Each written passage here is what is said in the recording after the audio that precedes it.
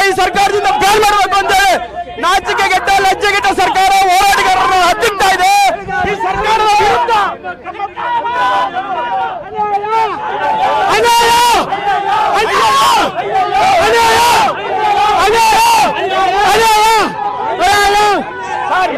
ರಾಜ್ಯ ಸರ್ಕಾರ ಬಂದು ಅವರು ಮರಾಠಿ ನೆಲದಲ್ಲಾದ್ರೆ ಅಲ್ಲಿ ಸಂಘಟನೆಗೆ ಸಪೋರ್ಟ್ ಮಾಡ್ತಾರೆ.